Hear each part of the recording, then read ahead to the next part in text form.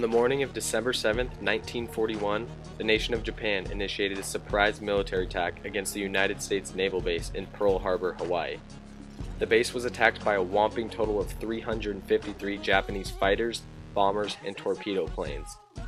The attack came in 2 waves and managed to wipe out all 8 U.S. Navy battleships. The event took the lives of over 2,400 Americans and left another 1,200 wounded. Don was only 17 years old when he heard of what happened that day at Pearl Harbor. He heard the news by means of radio on his way home to his apartment. He was stunned by the news, and he said by morning it was in every newspaper and on every station in the country. In March of 1942, Don and about 17 others were hired to work in a bomber plant in Minnesota. Because he had a technical job, he was given a deferment, which meant the government wasn't going to draft him.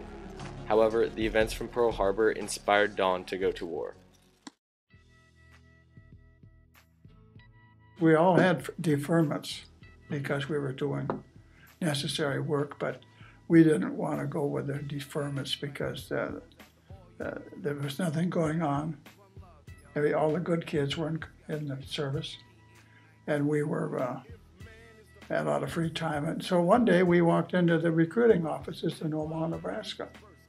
A couple of us went in the Marine Corps office, some in the Navy, some in the Army, and so we filled out some papers and completed them, and they sent us on some tests, some physical tests, and of course book tests and whatnot, general knowledge, and then we joined the Marine Corps.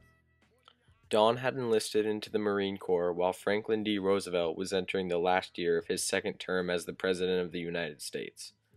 Don had only positive things to say about FDR and his involvement during the war.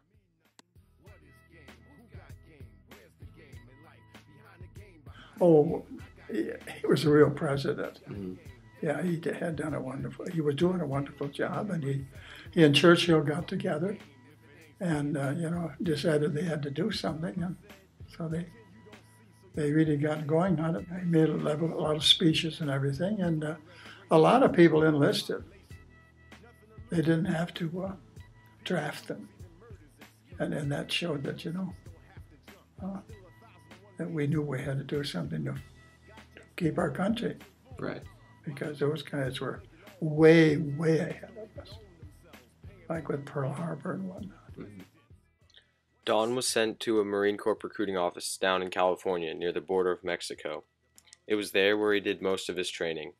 Don and his crew often did anti-sub training, which is where they would fly above the water and drop bombs on dummy submarines.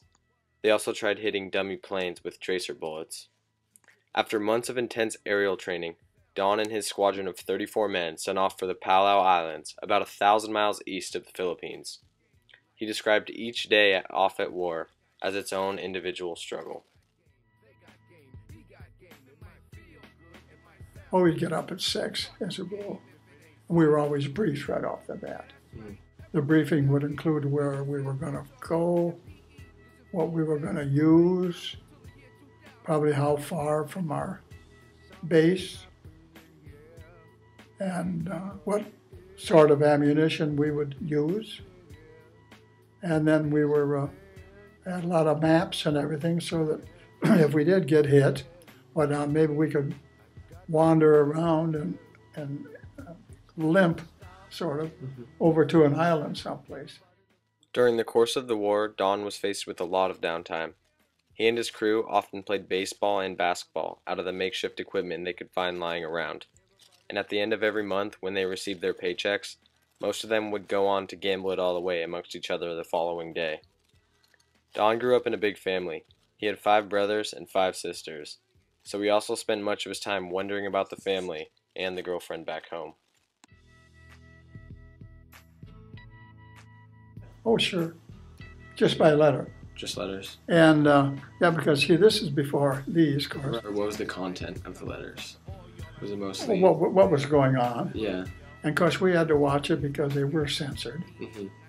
And we couldn't, if we were going to tell anything that might be anti-American or whatnot, by it, the censors would pick it up. Right. And the same way with people coming in, sending us letters. They'd always censor them to make sure that there wasn't any vital information.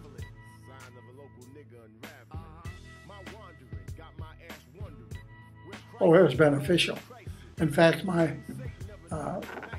after the war, after Truman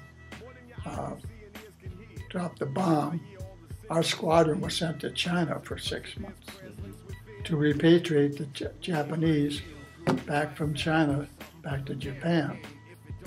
And this is when my father passed away in Minneapolis at that time.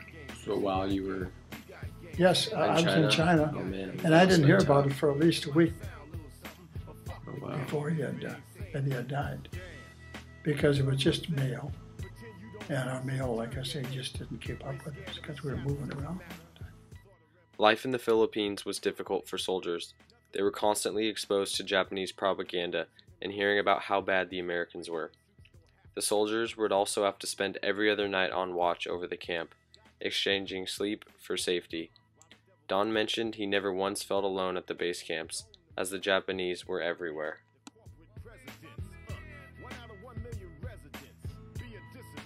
Well, in a way, a little bit. Yeah, in a way. They treated us. I mean, it'd be hard not to. A lot of people have been able to forget it, but I still call them Japs. And so you would call them Japanese. That's what you would call them. But we got Japs, that was kind of a slang name. Upon returning home from the war, Don received a Medal of Honor in recognition for his outstanding services in the war. Congress had also passed a GI Bill that gave veterans the opportunity to go to college as it paid for tuition, books, and money to live on.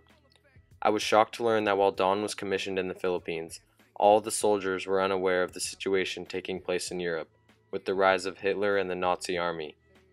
The means of communication back then were so poor that it is something we forget about nowadays. The atomic bomb. That video. Well, another one too is the jet engine. The jet engine. See, all of our planes were propeller. And now there was jet engine, you know. Right. We didn't have those. I think that the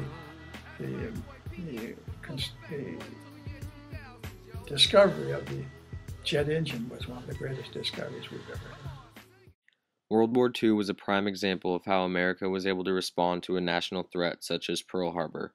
It is clear that the Japanese were the group that suffered the most during the war. I learned that the veterans in our society must be treated with the utmost respect. World War II was one of the worst wars our country has ever seen, and the brave men who were willing to risk everything to defend our country are the true heroes. Yeah, baby. Yeah. Woo!